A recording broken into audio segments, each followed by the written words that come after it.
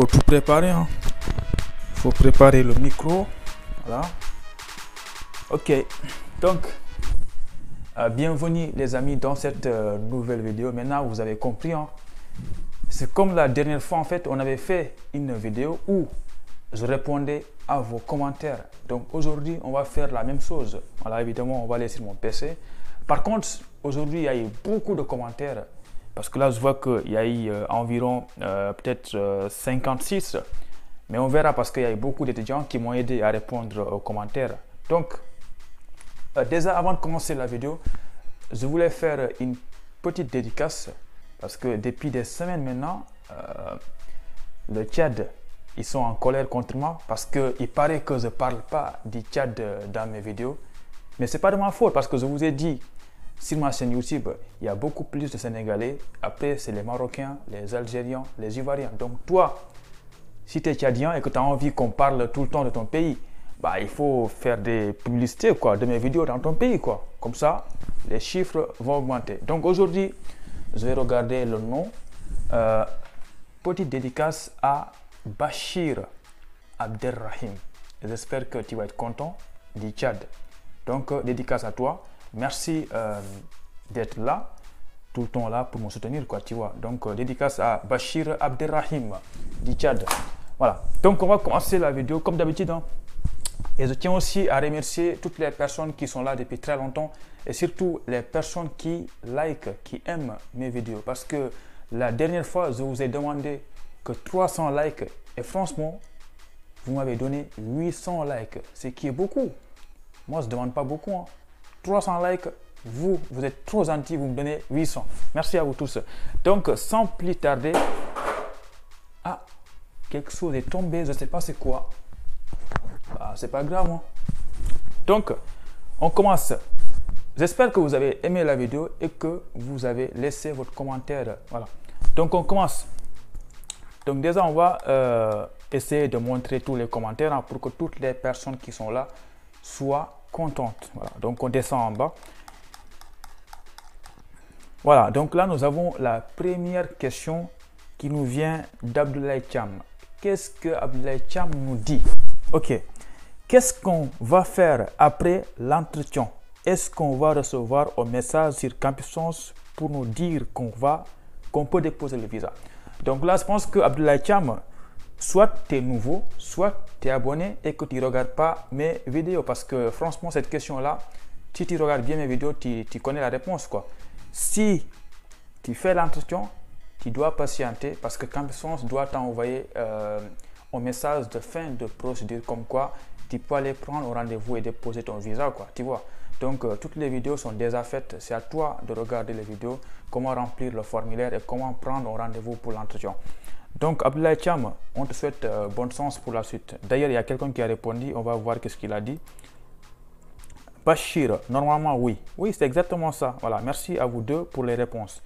Question number 2. Mali Cham, salut elle. Après mon refus, je peux déposer. J'ai cherché 2 garants. L'on gagne 2000 € par mois sans enfant, mais si on avait 4000 €.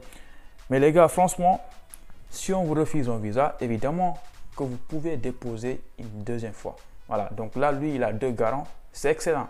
Par contre, moi, concernant l'avis d'imposition, ce qui est marqué là-bas, j'ai aucune expérience. Je ne sais pas lire un avis d'imposition. Franchement, vous vous en foutez de ce qui est là-bas. On vous demande d'amener les documents, amenez le document. Voilà. Donc, pour résumer, dépose ton visa. C'est bien possible d'avoir le visa avec ça. Il n'y a pas de souci, t'inquiète pas, Mali Cham. Dans tous les cas, tu n'as pas le choix. Si on t'a refusé, il faut que tu cherches d'autres documents et tu déposes une deuxième fois. Et franchement, tu as toujours des chances d'avoir le visa. Comme je le dis tout le temps, avec le visa, tout est possible. T'inquiète pas. Bonne chance à Mali Cham. Imad Biresh. Salut, s'il vous plaît. Je cherche les meilleures spécialités à étudier à la fac. Question très très compliquée, franchement, parce que vous citez comme ça les meilleures spécialités à étudier à la fac. Ce n'est pas une question très simple. Parce que peut-être que pour moi, la meilleure spécialité, c'est l'informatique ou bien les mathématiques. Et pour d'autres personnes, il va dire que non, c'est la philosophie. Une autre personne va dire que non, c'est la sociologie, tu vois. Donc, franchement, je te conseille de regarder cette chaîne YouTube-là. Abonne-toi ici parce que lui, franchement, il peut t'aider, quoi, tu vois. Merci Imad Biresh. Bim bam. La phase complémentaire Parcoursup après 15 juillet. Là, c'est une phrase, c'est une affirmation. Il n'y a pas de question là. Je ne sais pas quoi dire, quoi. Tout ce que moi je connaissais, c'est qu'avant, voilà, je dis bien avant, quand tu es étudiant étranger, tu ne fais pas la phase complémentaire. Mais hier, il y a quelqu'un qui m'a envoyé un message comme quoi que lui, il est étranger et pourtant, il a fait la phase complémentaire. Donc moi, franchement, je ne comprends pas. Parce que l'année dernière, il y a eu mon ami, lui, au lieu de s'inscrire sur Parcoursup en tant qu'étudiant étranger, il s'est inscrit en tant que Français. Et lui, évidemment, si tu es inscrit en tant que Français, bah, ils vont t'autoriser à faire la phase complémentaire, quoi, tu vois. Mais par contre, après, tu auras des problèmes. Donc, faites attention à ça. Ouleymaba, bonjour. Une fois que vous me proposez un garant, si j'ai eu le visa, l'argent est-il remboursé?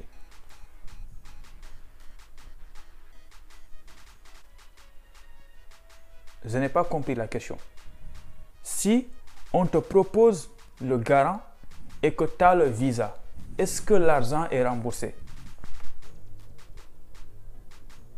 Et si quelqu'un a compris la question, s'il vous plaît, dites-moi la réponse dans les commentaires. Excuse-moi Ouleymaba, mais tu peux commenter la vidéo en étant le plus précis possible parce que franchement, je ne vois pas de quoi tu parles, quoi. Tu as le visa et après on te rembourse l'argent. Je sais pas, j'ai pas compris, quoi. Ok, Ousmane Konaté, salut Ibra, c'est urgent. J'ai une acceptation au lycée. Oh, c'est long ça, c'est long. Au lycée Faustin Fleuret à Guadeloupe, mon inscription administrative n'est pas encore faite puisque le lycée exige que ça se fait sur place. Et les gens de Campus Mali m'ont dit qu'ils ne validera pas mon dossier afin. C'est long, j'ai pas le temps de lire tout ça, mais j'ai compris la question. En fait, quand tu es accepté sur Parcoursup, c'est vrai qu'il y a beaucoup d'écoles qui demandent de faire une inscription administrative.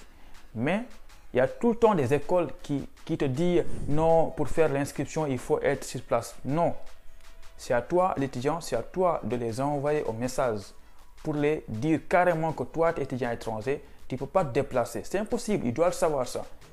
Déjà, il y a une différence entre inscription administrative et inscription pédagogique parce que l'inscription administrative, comme toi-même tu l'as dit ici, il t'envoie des documents par mail et tu les remplis, tu renvoies le document.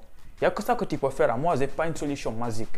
C'est à toi d'envoyer des mails et de les faire chier à l'école pour qu'ils t'envoient des documents à remplir et tu les dis bien que tu es étudiant étranger, tu ne peux pas te déplacer sans visa. Voilà.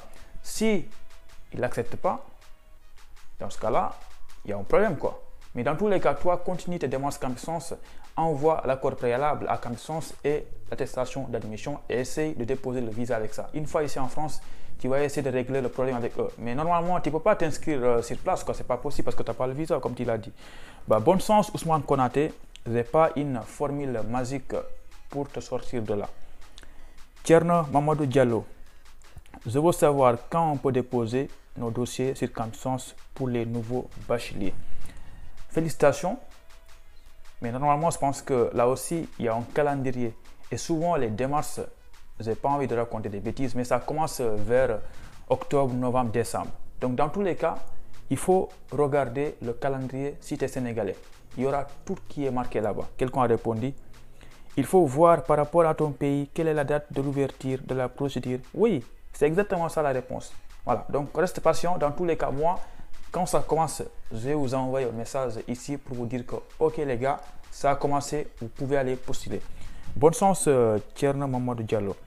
Tafa Sen, est-ce que vous avez une fois une personne avoir le visa lors de son deuxième dépôt après un refus? Évidemment que oui. Même si je dis non, je n'ai jamais vu ça, ça ne doit pas t'empêcher de déposer une deuxième fois. Il faut déposer une deuxième fois tant que c'est possible. Dépose. C'est possible, hein? Toutes les années, je vois ça, moi. Les gens m'envoient des messages, ils me félicitent, ils me disent, franchement, parce qu'une fois, j'ai fait une vidéo comme quoi, si vous avez un refus, déposez une deuxième fois. Les gens m'envoient des messages sur Instagram, comme quoi, merci, j'ai déposé une deuxième fois en changeant de document et j'ai eu mon visa aujourd'hui. Voilà. Il faut déposer une deuxième fois, c'est possible. Par contre, dépose pas avec les mêmes documents. Il faut que tu changes, quoi. Si c'est un garant, change le garant. Sinon, tu ajoutes un deuxième garant ou bien un troisième garant. Voilà, c'est possible. Bonne chance, Tafasen. Kader Mangan. J'ai mon frère qui est propriétaire, qui vit dans les Yvelines, qui est à 43 km de mon école. Est-ce que je peux utiliser sa maison pour logement provisoire à temps? Bien sûr que oui. Tu sais, parfois, j'ai l'impression que vous posez des questions alors que vous-même, vous connaissez la réponse. C'est tout simplement pour qu'on vous rassure, quoi. Oui, c'est possible. Je vous ai dit dans mes vidéos que moi, j'ai déposé un visa avec un logement à plus de 180 km et j'ai eu mon visa. Donc, pourquoi toi, à 43 km, tu aurais un souci, quoi? Il n'y a pas de souci dans ce cas. Dépose ton visa et bonne chance, c'est possible, quoi, tu vois. Kader, Gofi Oumar Diouf, excuse-moi. Salut et Libra. Au fait, j'ai eu un refus pour motif 4. Cependant, je vais faire une nouvelle demande. Devrais-je changer le formulaire de demande de visa? Bonne question, hein? Mais franchement, moi, je te conseille, quoi, parce que tu as déposé une fois, c'était un échec. Pourquoi pas recommencer à zéro? C'est-à-dire remplir un formulaire à nouveau pour maximiser tes chances d'avoir le visa. Voilà. Faut surtout pas prendre le premier formulaire parce que ça peut être porte-malheur, ça. Je te conseille de remplir un autre formulaire pour recommencer tout à zéro. Voilà. Bon sens, Diouf. Alors, Hamidou Diallo. C'est pas celui qui joue au NBA là, Hamidou?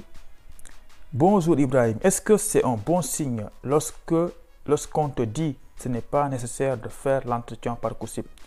Écoutez, cette question, je la vois tout le temps. Il n'y a pas de bon signe, mauvais signe. Hein. C'est rien. Il y a pas de, ce n'est ni un mauvais signe, ce n'est ni un bon signe. Si on te dit que tu n'as pas besoin de faire l'entretien, c'est peut-être parce qu'ils ont vérifié ton dossier, c'est cohérent, on passe à autre chose, quoi. Voilà, mais ce n'est pas un bon signe, ce n'est pas un mauvais signe. Tout ce qu'on te dit, c'est qu'on te souhaite bonne chance. On va cliquer ici parce qu'il y a des gens qui ont répondu. C'est un peu grave. Tu exagères. Tu vois, c'est pourquoi moi, je n'ai pas envie de répondre à ces questions. Parce que si je dis que ce n'est pas bon signe, qu'est-ce que tu vas dire après? Tu vas dire non, c'est fini pour moi. Non, ben, c'est Hamidou. Respecte les étapes qu'on te demande de respecter. Bon signe, mauvais signe, tu t'en fous. Dans tous les cas, ça ne va rien changer. Si quelqu'un te dit ici que c'est un mauvais signe, qu'est-ce que tu vas faire? Tu vas abandonner?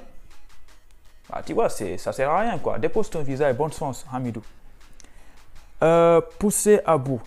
Allez, poussons à bout. On pousse à bout. Je réside actuellement au Maroc. Et si j'effectue ma procédure pour le visa, ma question est la suivante. Le compte bloqué a été effectué dans mon pays d'origine, Congo. Est-ce qu'il faut obligatoirement qu'on me transfère l'AVI sur DHL ou bien la réception de l'AVI par mail? Mais franchement, des questions comme ça, DHL, ça c'est au 19e siècle, quoi. Là, on est combien là? 21e siècle ou 22e? C'est même pas. Quand on te fait un AVI, imprime, scanne le document, tu l'envoies par mail, tu le reçois, tu l'imprimes. Format document, quoi. C'est pourquoi envoyer ça au DHL? Je ne comprends pas. Quelqu'un a répondu. On te l'envoie sous forme PDF, puis tu imprimes. C'est tout. Voilà, c'est tout. Merci Bachir. Et poussé à bout. Bonne chance à toi. Il n'y a pas besoin d'envoyer des documents DHL. Hein. En tout cas, au Sénégal, il n'y a pas besoin, quoi. On continue à autre chose. Top Music, bonsoir. Je peux mettre mon mari qui habite en France comme un garant pour le dossier de visa. Merci. Bah, là aussi, ce n'est pas une question, c'est une affirmation. Dans tous les cas, si tu as besoin de mon avis, il n'y a pas de souci. Il y a des gens qui ont des garants, des gens qui ne font même pas partie de leur famille. Donc toi, si tu as ton mari, c'est excellent, quoi. C'est une bonne nouvelle. Et il faut préciser ça dans l'attestation de prise en charge, comme quoi c'est ton mari. Comme ça, tes chances vont être augmentées, quoi, tu vois. Bonne chance, Top Music. Alain Oulouonodia. Voilà, je pense que j'ai bien prononcé. Est-ce que, après avoir eu l'accord préalable, on peut encore nous refuser le message de fin de procédure? Mais pourquoi on te refuse?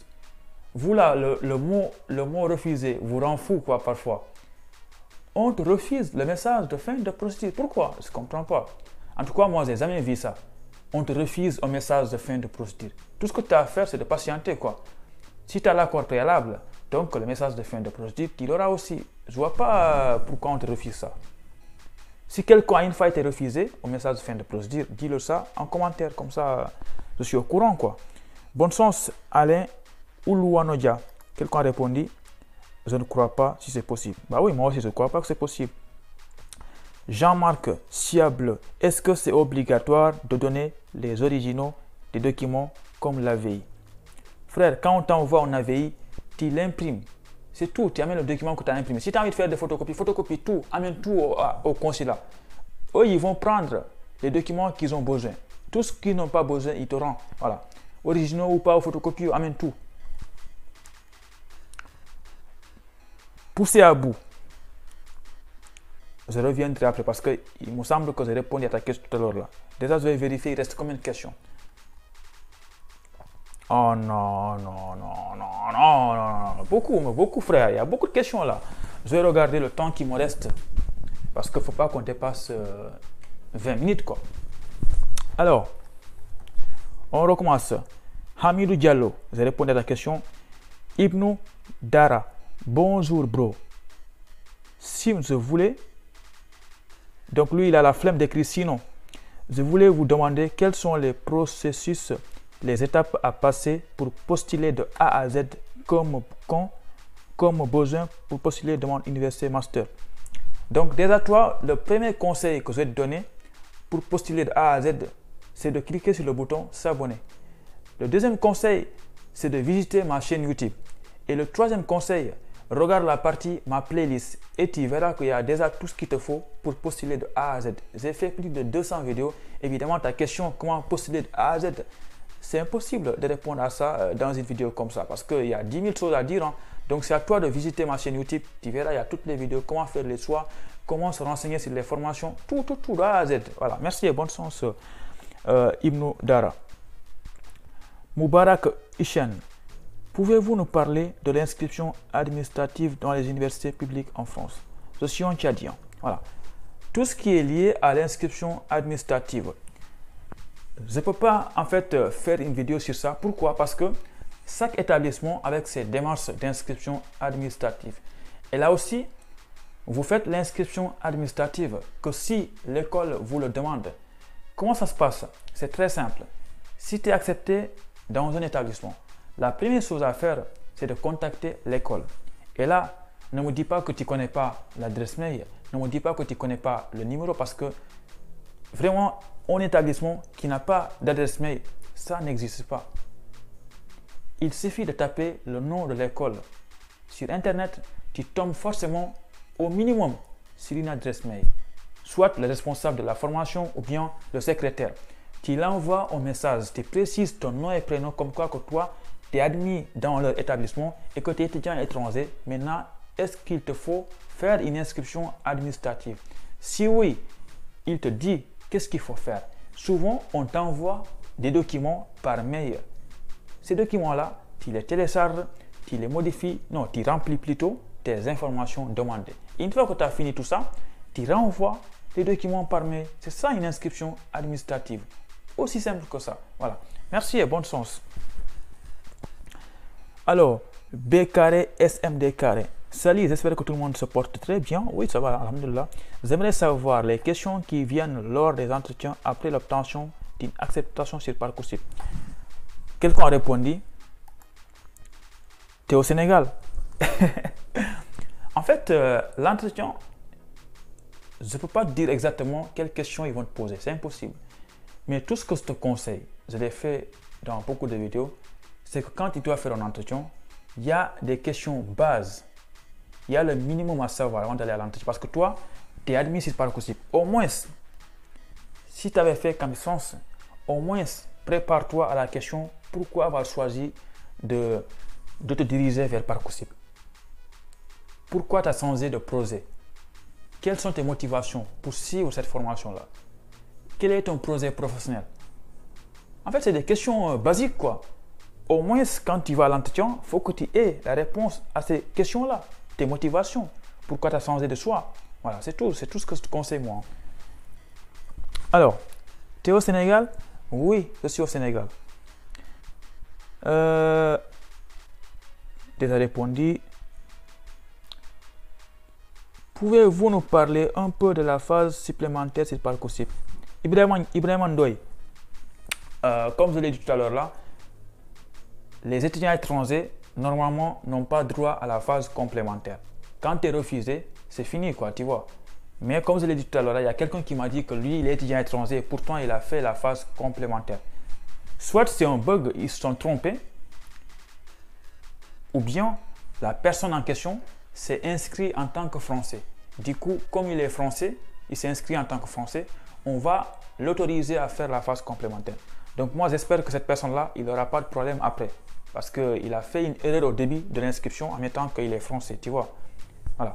Si par contre, c'est bien possible de faire Parcoursup avec la phase complémentaire, dans ce cas, c'est une excellente nouvelle, c'est une bonne nouvelle. Dans ce cas, je ferai bientôt une vidéo pourquoi vous montrer comment faire en fait, tu vois. Alors, une autre question. JR Fael, Salam Ibra, question 1. Je suis comorien et je réside au Sénégal. J'ai renouvelé mon passeport, mais c'est le 18 août que je l'aurai au Sénégal. Est-ce que ça peut m'empêcher d'avoir le visa? En fait, là, le problème, c'est que est-ce que tu auras le temps de déposer, est-ce que tu auras un rendez-vous à temps? Donc, tout ce que je te conseille de faire là, il faut essayer d'avoir une dérogation de la part de ton établissement, voilà, qui t'autorise à arriver tardivement. Si tu arrives à avoir une dérogation peut-être vers le 15 septembre ou bien le 30 septembre, dans ce cas-là, tu peux bel et bien avoir un rendez-vous après le 18 août et déposer. Comme ça, tu auras le visa début septembre, comme moi, voilà, tu vois. Et là, c'est possible, hein? C'est bien possible. Le jour de mon rendez-vous, je dois amener quelle somme?